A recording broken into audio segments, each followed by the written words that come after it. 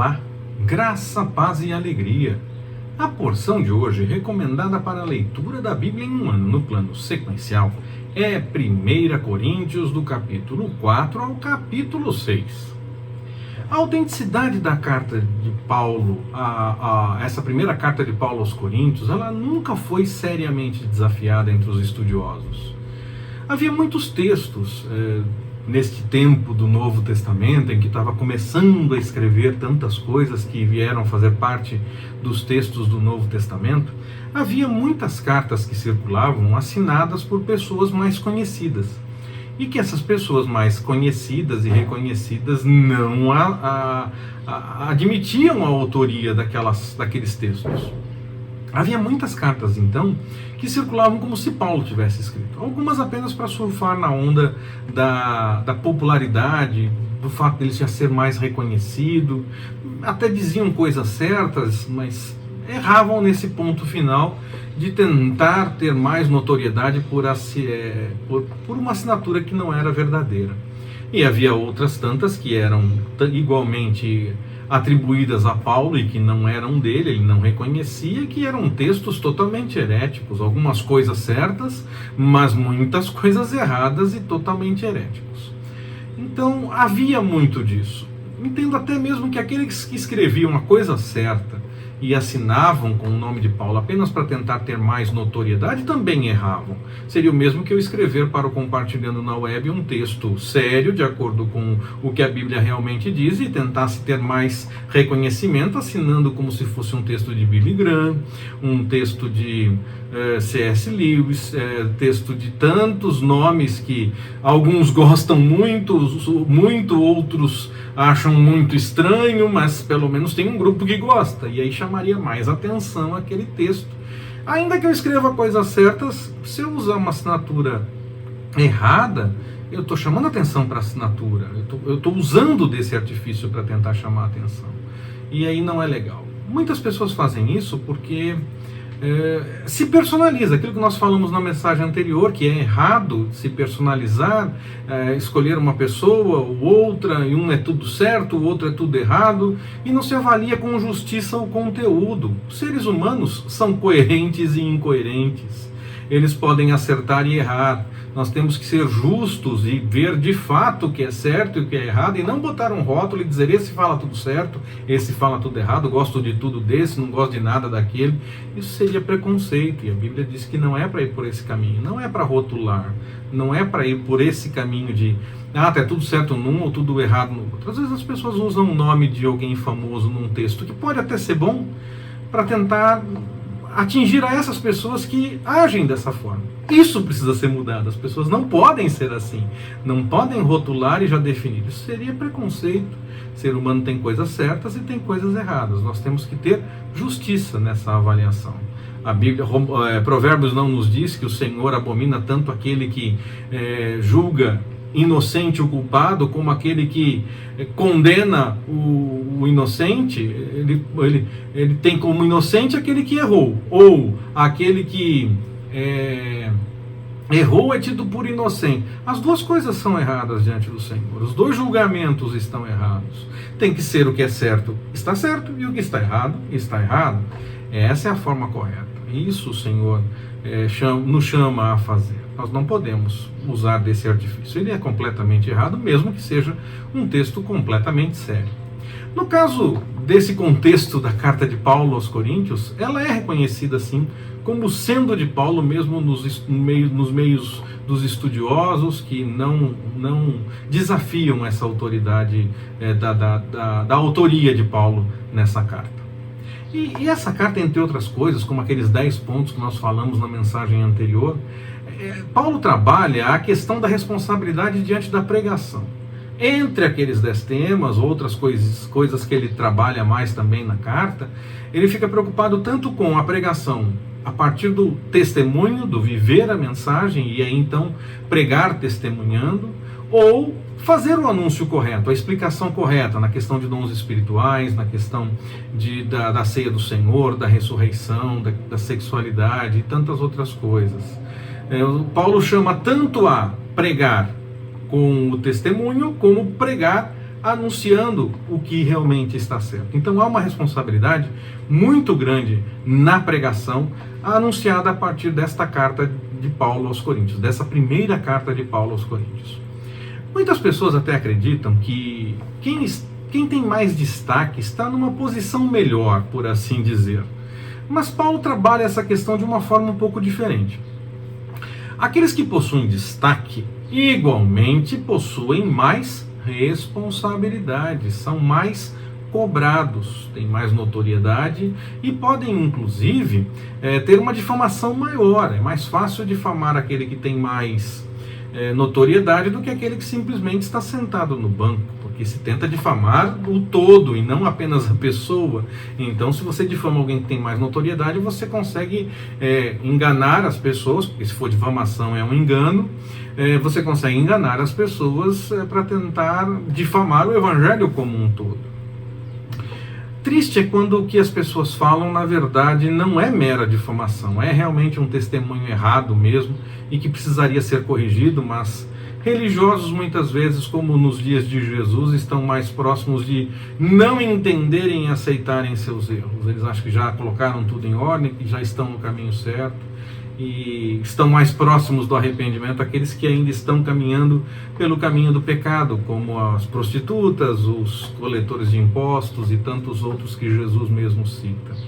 Agora, quando é difamação realmente, quando nós estamos fazendo a vontade do Senhor e inventam histórias a nosso respeito, nós somos bem-aventurados, como Jesus também disse.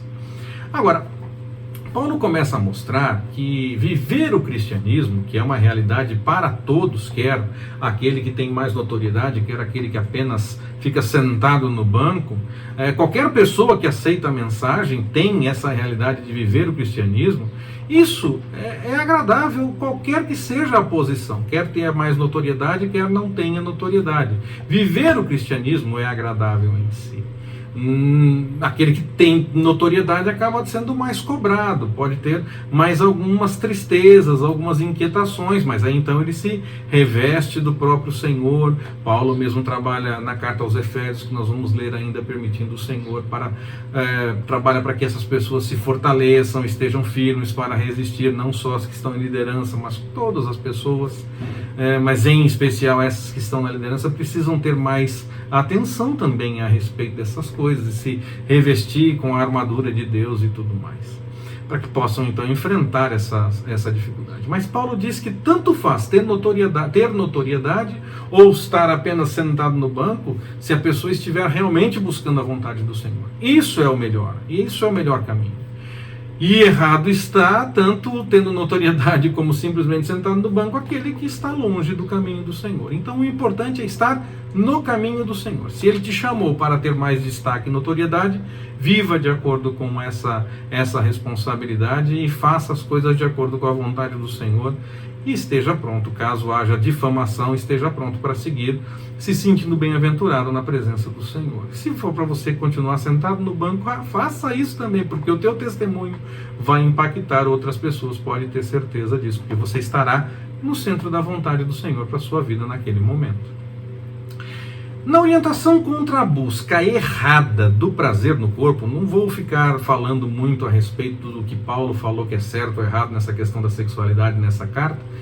Está escrito no texto, o texto é claro, é bem objetivo, dá para entender facilmente o que Paulo está dizendo que está errado naquela situação.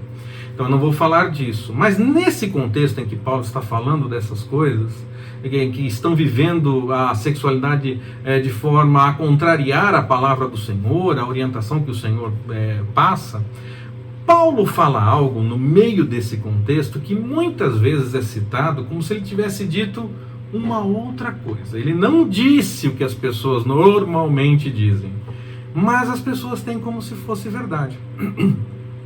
Muita gente já usou o exemplo de Paulo ter entregado para o capeta alguém na sua própria carta para falar de algo ruim que alguma outra pessoa fez ou faz e dizer que não tem jeito, que é assim mesmo. Se Paulo entregou para o capeta é porque não tem jeito, e essa coisa toda.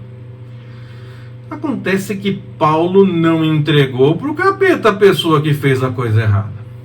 Paulo não fez isso. Olha só o que diz o texto de 1 Coríntios capítulo 5, versículo 5.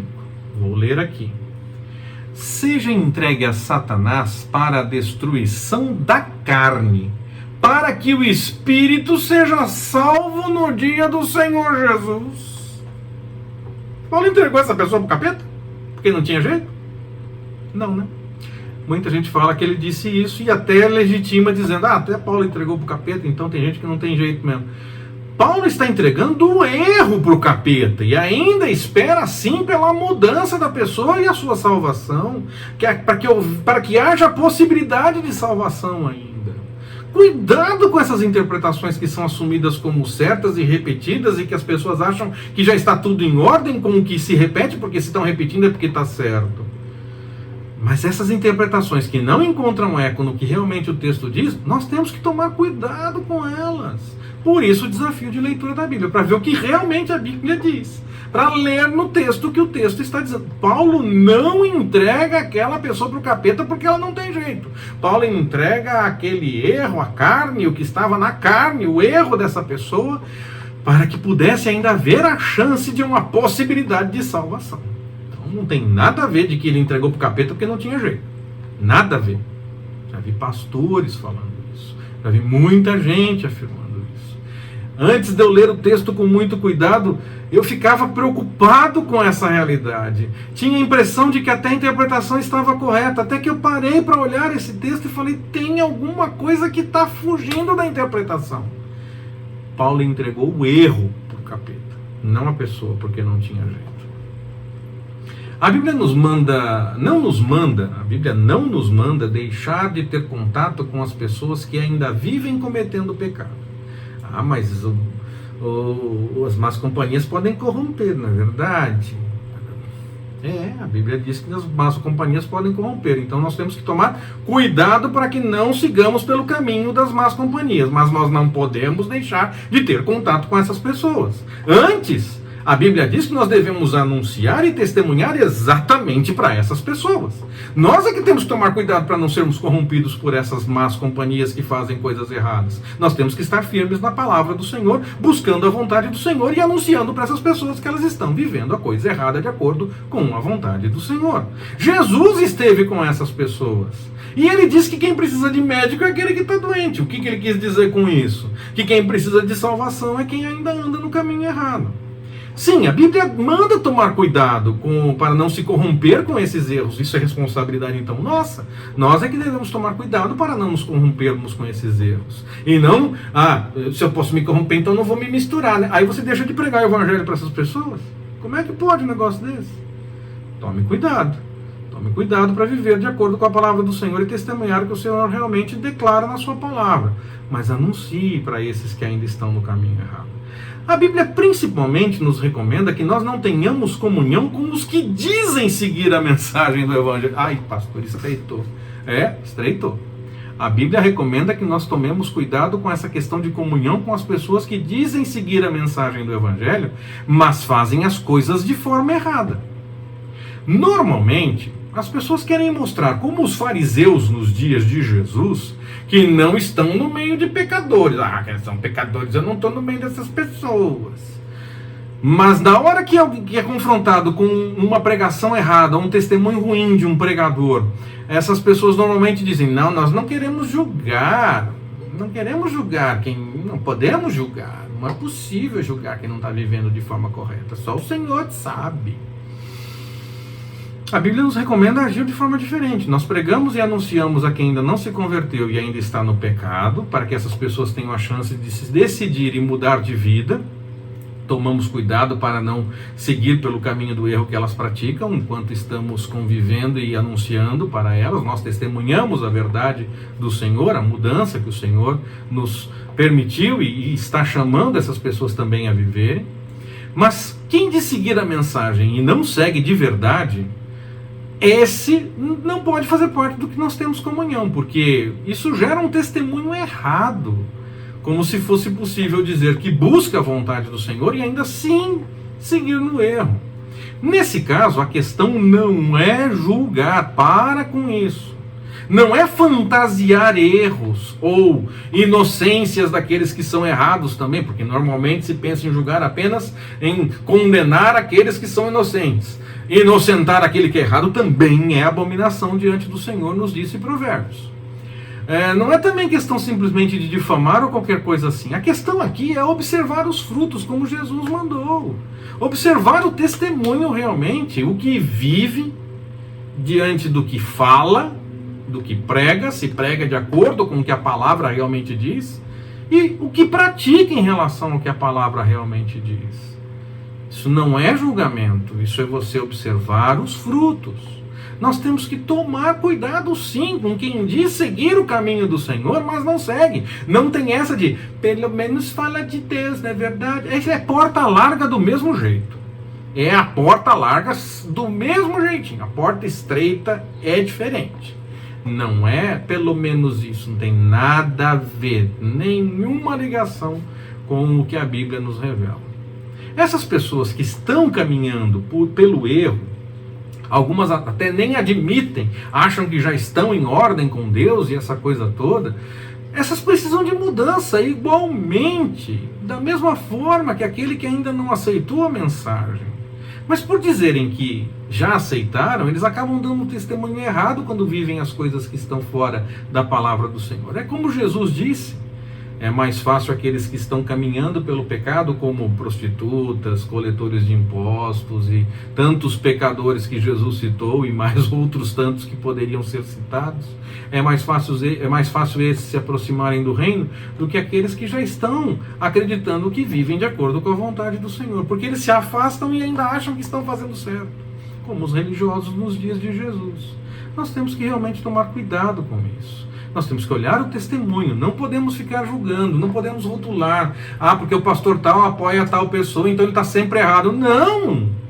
Não está sempre errado. Ele pode estar errado em algumas coisas, mas não em tudo. Para com isso de achar que porque aquela pessoa está ligada com a outra pessoa já está tudo errado sempre em tudo, ou está tudo certo sempre em tudo. Isso não existe. Não é assim que funciona. Nós temos que tomar cuidado com essa questão de personalizar e rotular. Isso se chama preconceito, e a Bíblia diz que não é para ir por esse caminho. Nós precisamos seguir o que a Bíblia diz e buscar no Espírito a confirmação, observando o testemunho e os frutos. Paulo ainda se preocupa com as contendas entre os irmãos. Ele preferia que nem chegasse a ter as contendas, era melhor que não fosse por esse caminho. Mas quando elas acontecem, ele prefere que as contendas sejam resolvidas entre os irmãos e que não seja necessário procurar a justiça para resolver essas coisas. Eis mais uma recomendação que fica para nós nos nossos dias. É melhor não ter contenda. Quando começa, é melhor deixar para lá. Olha quanta coisa antes deve acontecer. E quando não tiver jeito, nós tentamos resolver entre nós primeiro. Tentamos colocar a casa em ordem primeiro entre nós. Para daí, se não tiver jeito, aí podemos até procurar a justiça, mas é o último recurso, de preferência não deve chegar a tanto. Todas as coisas, todas, absolutamente todas, são lícitas. Mas não devemos fazer todas as coisas apenas porque nós podemos fazer. Não é porque não tem problema fazer, até mesmo as coisas que não tem problema fazer, não é por não ter problema que nós somos obrigados a fazer. Mas não tem problema, então eu posso fazer, né? Pode, mas você não é obrigado, você pode deixar para lá também, mesmo não tendo problema. Nós não devemos então ficar tentando convencer aquele que é mais fraco na fé que não tem problema. Antes, no que não é essencial, nós deixamos de lado, porque nós não somos dominados por essas coisas. Se você começa a ter que ficar explicando uma coisa, dizendo, mas não tem problema, você está sendo dominado por ela. Ela é mais importante para você do que falar a respeito da mensagem. Simples assim, esse é o testemunho. Esse é o testemunho. Nós temos que tomar cuidado com isso. Não, mas não é tão radical. Porta estreita, lembra? Porta estreita. Lembre disso, é estreita. Nós não temos que ficar discutindo essas coisas, porque nós não somos dominados por elas, nós deixamos essas coisas de lado. Há irmão que não vê problema, por exemplo, em beber bebida alcoólica. E há outro que vê problema em beber bebida alcoólica. E aí, pastor, o que o senhor acha? Eu acho que a Bíblia tem razão. O que normalmente se faz nesse caso? Quando um irmão entende que pode, o outro irmão diz que entende que não pode.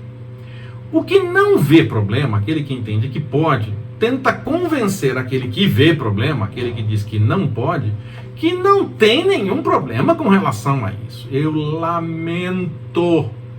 Não é esse o caminho que a Bíblia nos apresenta.